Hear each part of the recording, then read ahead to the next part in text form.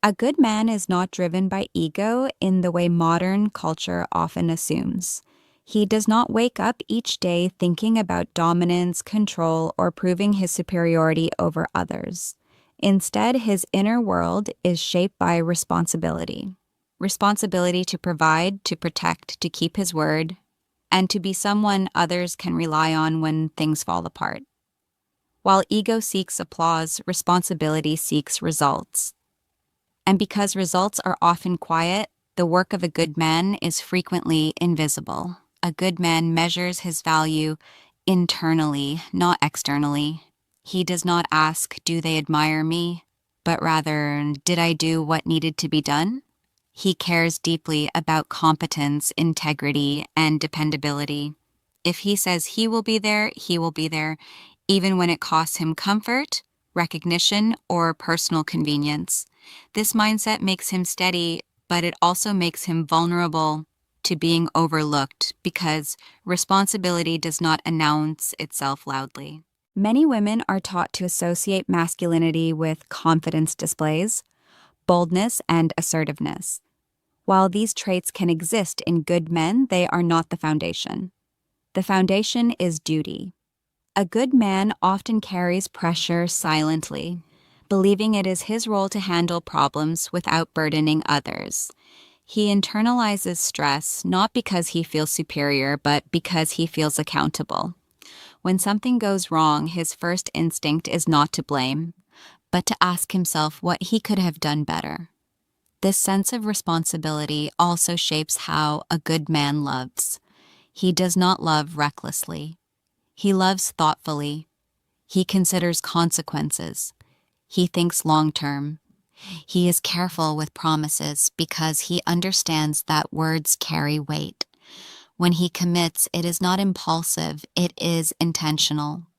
That intention is often mistaken for emotional distance, when in reality it is emotional maturity. Ego-driven men seek validation. Responsible men seek alignment. They want to know that their effort matters, that their presence brings stability, and that their sacrifices are meaningful. When responsibility is met with appreciation, a good man becomes even stronger and more devoted. But when responsibility is ignored or minimized, something slowly erodes inside him. Not anger, disillusionment. Another misunderstood aspect of responsibility is that good men hold themselves to standards they do not always voice. They feel guilt deeply when they fall short, even if no one else notices. They replay conversations, decisions, and moments where they think they failed to show up fully. This internal pressure is rarely seen, but it shapes everything they do. Understanding this truth changes how relationships are viewed. When a good man is quiet, focused, or serious, it is not because he lacks passion or warmth, it is because he is carrying weight. When that weight is respected rather than dismissed, a good man does not just remain, he invests. Fully, consistently, and without needing to be asked. That is the truth about good men. Their strength is not loud, their love is not performative, and their worth is not built on ego, but on responsibility that never stops working, even when no one is watching. A good man does not fall in love through noise or spectacle. He does not rely on constant excitement, dramatic gestures, or endless words to prove what he feels. Instead, his love reveals itself slowly, through repetition and reliability. He shows love by being present, by following through, by doing what he said he would do even when no one is watching. In a world that glorifies intensity, this kind of love is often misunderstood or undervalued. Consistency is not a lack of emotion, it is emotional discipline. A good man understands that feelings rise and fall, but commitment must remain steady. He knows that real connection is built not in peaks, but in patterns. He learns your routines, your moods, your unspoken needs.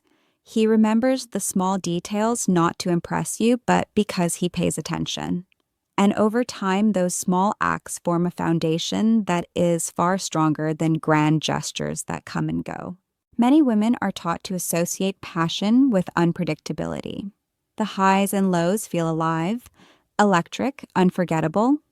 But that emotional roller coaster is not the same as love. It is stimulation. A good man offers something different: safety. Not boredom, not stagnation, but a calm environment where trust can grow. His love does not spike your adrenaline, it steadies your nervous system. And because peace feels unfamiliar to those raised on chaos, it is often mistaken for a lack of desire.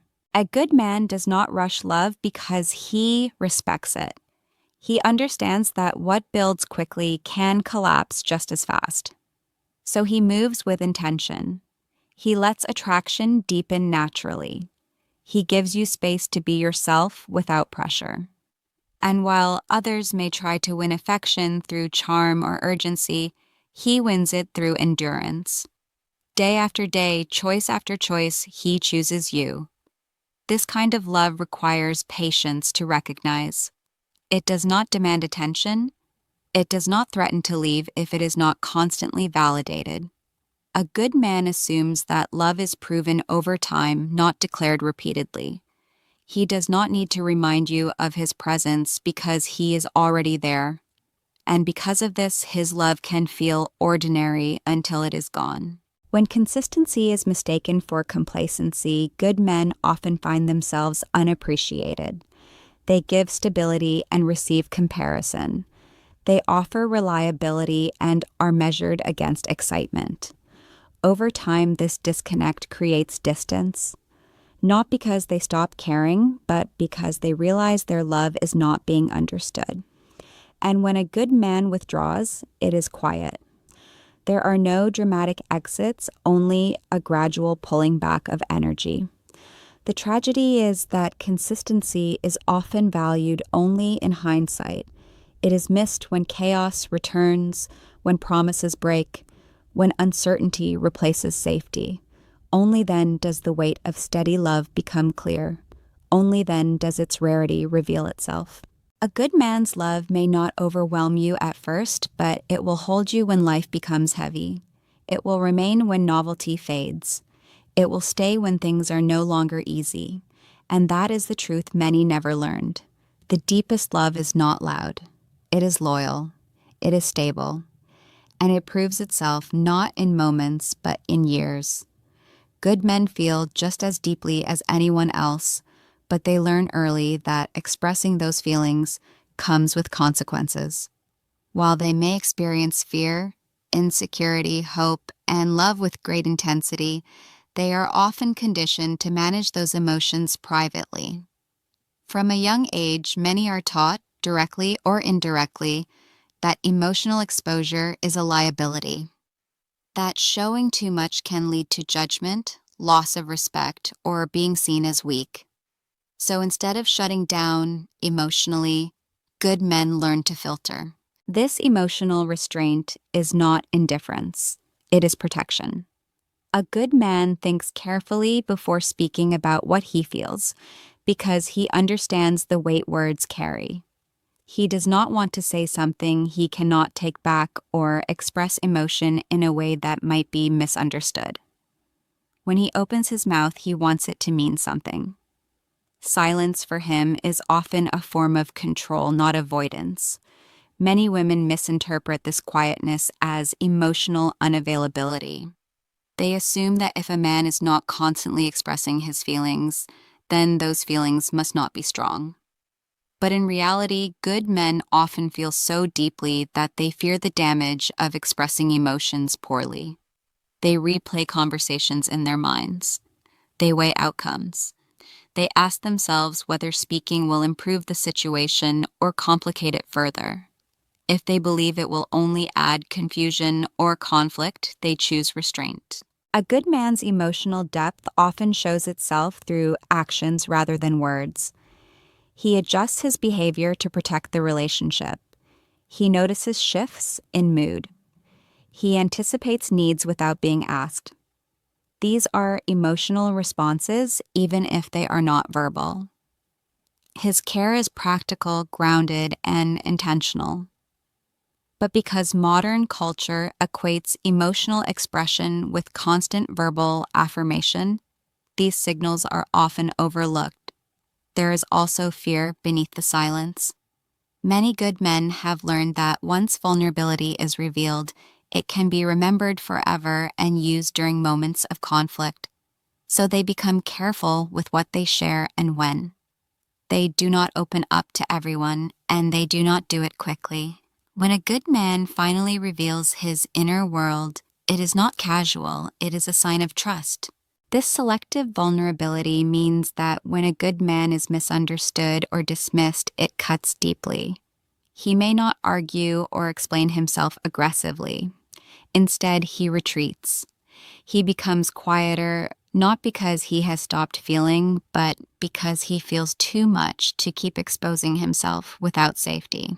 Over time, this can create emotional distance that seems sudden but has been building silently. Understanding this truth changes the way silence is perceived. Instead of demanding constant emotional display, it invites patience and emotional safety. It allows space for a man to open at his own pace. When a good man feels accepted rather than interrogated, he begins to speak more freely. When he feels respected rather than pressured, his emotional world slowly becomes visible. Good men do not lack emotion, they lack permission. And when that permission is finally given through trust, understanding, and consistency, the depth of their emotional capacity becomes undeniable. Good men do not compete loudly for attention. They do not posture, provoke jealousy, or create chaos to prove their value. Their sense of worth does not come from being chosen in a dramatic moment, but from being chosen deliberately. When a good man is interested, he shows up with intention.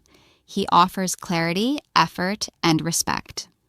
What he does not offer is desperation. In a culture that often rewards pursuit and performance, this quiet confidence is frequently misunderstood.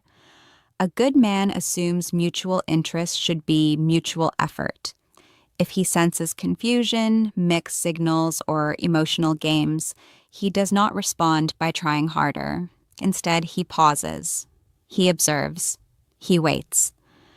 Not because he lacks desire, but because he values dignity.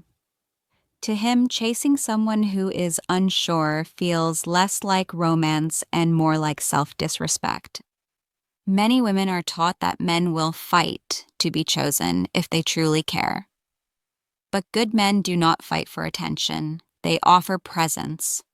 They believe interest should not need to be coerced or competed for. If they feel they are being compared, tested, or treated as an option, they quietly disengage. This withdrawal is often misread as lack of confidence or emotional investment, when in reality it is an act of self-respect. Good men are deeply aware of their emotional energy.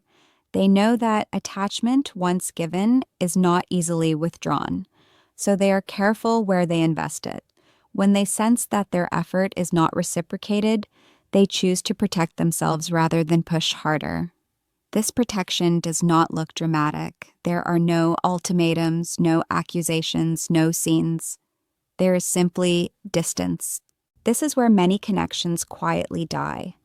Not from conflict, but from misinterpretation. Silence is mistaken for indifference. Space is mistaken for lack of interest. And by the time clarity arrives, the good man has already stepped back emotionally. He has already concluded that he is not wanted in the way he deserves to be. What makes this especially painful is that good men rarely explain why they leave.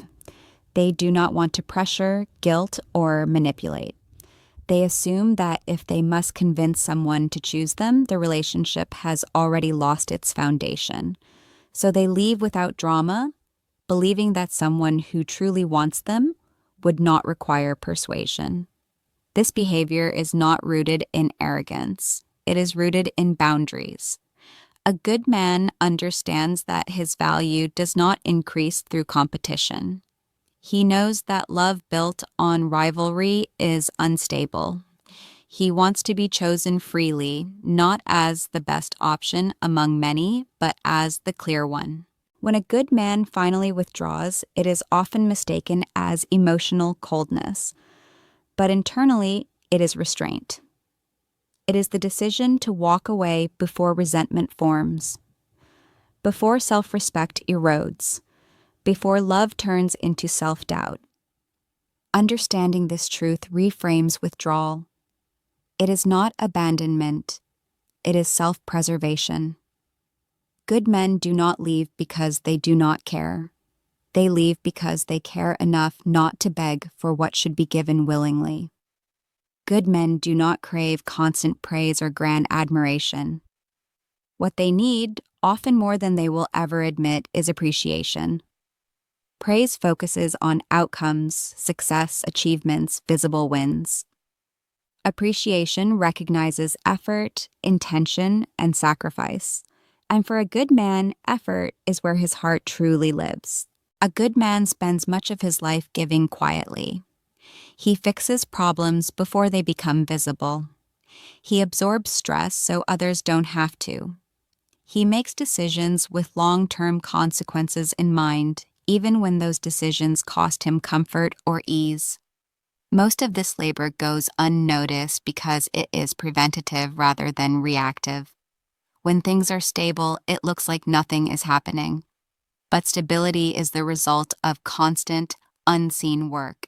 When appreciation is present, it fuels a good man deeply.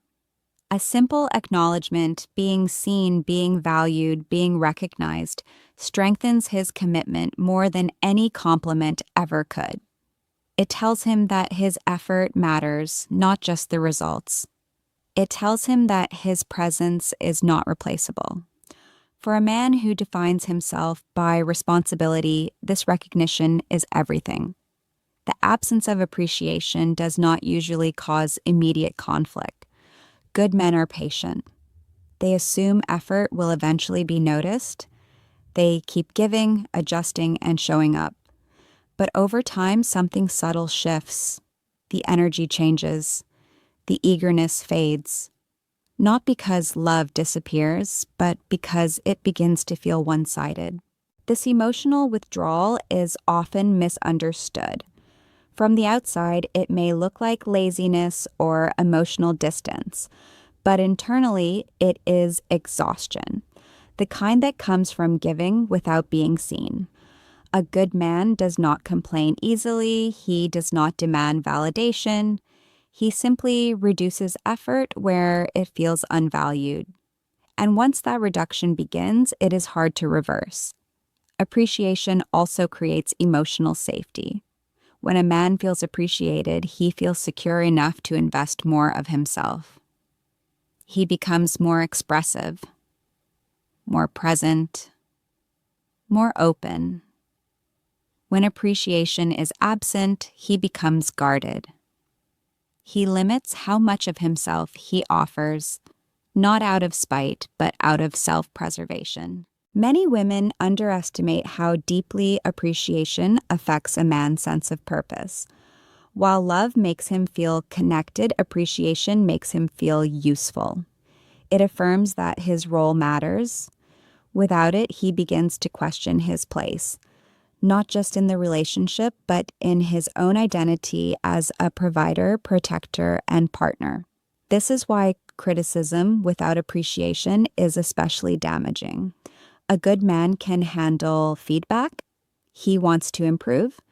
But when his efforts are constantly corrected without ever being acknowledged, he begins to associate love with failure. Over time, that association erodes motivation and emotional closeness. Understanding this truth changes everything. Appreciation does not need to be dramatic. It needs to be sincere. It needs to be consistent. It needs to recognize effort, not just success. When a good man feels appreciated, he does not pull away. He leans in, he gives more, he stays longer, he builds deeper.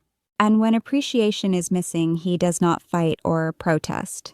He simply fades, quietly, gradually, and often permanently. Good men are not searching for perfection, despite what many assume. They are not looking for flawless behavior, endless excitement, or an idealized partner who never makes mistakes.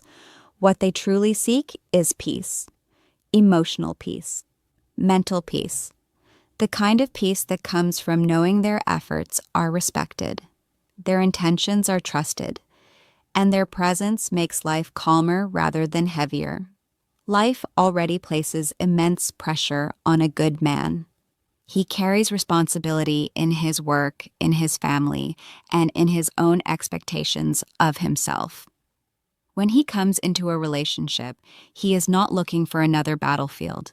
He is looking for refuge. Not escape from growth, but relief from constant tension. A place where he does not have to defend his character or prove his worth every day. Peace for a good man does not mean silence or avoidance. It means emotional safety. It means being able to speak without fear of being misunderstood or punished later. It means disagreements that lead to understanding, not humiliation. A good man can tolerate conflict, but he cannot tolerate chaos disguised as passion. Many women are taught that love should feel intense at all times. That friction means chemistry, and calm means something is missing. But for a good man, constant emotional turbulence signals danger, not desire. He understands that long-term love requires cooperation, not combat. When peace is absent, he begins to conserve himself emotionally. Good men stay longer than they should when peace is missing. They try harder, they communicate more carefully, they adjust, they compromise, they assume responsibility for fixing what feels broken. But every man has a limit. And when a good man finally reaches his, he does not explode. He disengages. This disengagement is often mistaken for suddenness, but it is never sudden. It is the result of repeated moments where he felt unheard, disrespected, or emotionally drained. Each moment alone seems small. Together, they create a realization. Staying costs him his self-respect. When a good man walks away, it is not because he stopped loving. It is because love began to require self-betrayal. He understands that sacrificing peace for connection eventually destroys both. So he chooses distance over resentment, silence over constant explanation, solitude over emotional exhaustion. What many never realize is that good men do not leave hoping to be chased. They leave accepting loss. They grieve quietly. They question themselves privately. And once they decide to protect their peace, they rarely return. Not because they are cold, but because they have learned that peace, once lost, is difficult to recover in the same place. Understanding this truth reframes what commitment really means. Good men are incredibly loyal to environments that feel respectful and calm. They will endure hardship, external pressure, and life struggles without complaint if the relationship itself feels safe. But no amount of attraction can compensate for constant emotional strain. In the end, good men choose peace not because they fear love, but because they understand its cost. And the man who finds peace with someone does not keep searching. He builds. He stays. And he gives his best, not because everything is perfect, but because it is peaceful enough to last.